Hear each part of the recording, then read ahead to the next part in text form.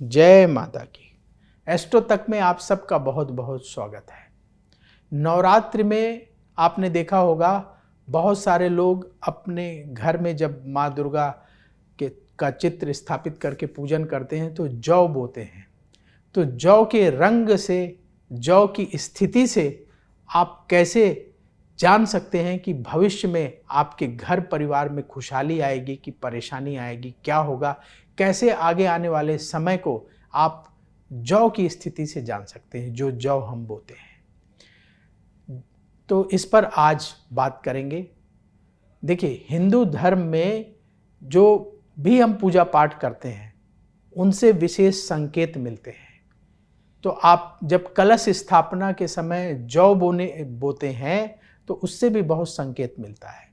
और कलश स्थापना के समय जौ बोने की ये जो परंपरा है ये आदिकाल से चली आ रही है। ऐसा माना जाता है कि जौ की स्थिति, मान लीजिए जौ उगे, थोड़ा सा उगे उसके बाद ना उगे, जौ ज़्यादा ना उगे पीला पड़ जाए, या जौ अच्छे से उगे और बड़े तेज़ी से उगे पूरा हरा भरा रहे 9 दिनों तक, तो इन सब के अलग अलग संकेत समझे जाते हैं।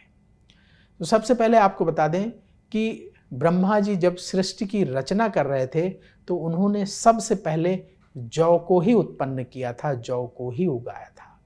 जौ को सृष्टि की पहली फसल कहा जाता है। इसीलिए आप देखेंगे जब भी आप हवन करते हैं तो हवन सामग्री में जौ मिलाने की परंपरा है। नवरात्रि में जौ बीजने की परंपरा है, जौ को बोया जाता है। तो जौ का हमारे शास्त्रों में बहुत महत्व है।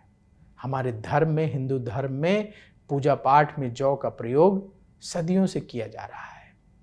तो नवरात्र के पहले दिन जब भक्त जौ बोते हैं तो जौ आगे चल के कैसा दिखेगा 9 दिनों में, उससे तय हो जाता है कि आगे आने वाला समय आपके लिए शुभ है कि अशुभ है। तो मान लीजिए कि आपने कलश स्थापना के दिन जो जौ बोया है, अगर वो सूख जाए या झड़ने लगे, जौ बोया फिर झड़ झड़ के गिर रहा है, तो उसे शुभ नहीं माना जाता है।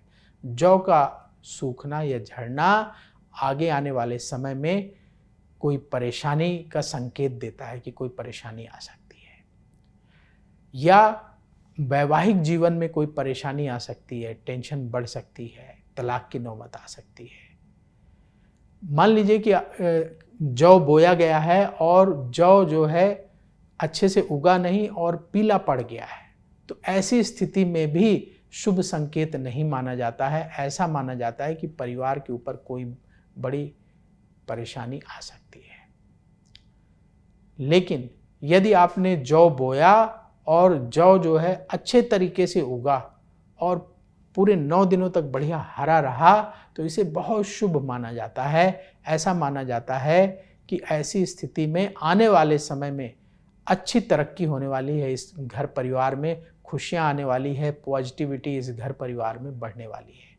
तो अगर तेजी से जौ उगे या जौ पूरे 9 दिन तक हरे भरे रहें तो ये खुशियों के संकेत हैं, आगे आने वाले समय में तरक्की के संकेत हैं, आगे आने वाले समय में घर में सुख समृद्धि के संकेत माने जाते हैं। तो इस तरीके से जौ के माध्यम से भी हम जान सकते हैं कि आगे आने वाला समय हमारा कैसा होगा। तो जौ के माध्यम से भी भविष्य में होने वाली जो घटनाएं हैं उसका अंदाजा लगाया जा सकता है। तो नवरात्र से जुड़ी, धर्म और ज्योतिष से जुड़ी महत्वपूर्ण जानकारी आपको एस्ट्रो तक पर मिलेगी। आप देखते रहिए एस्ट्रो तक, फिर जल्द ही होगी आपसे मुलाकात।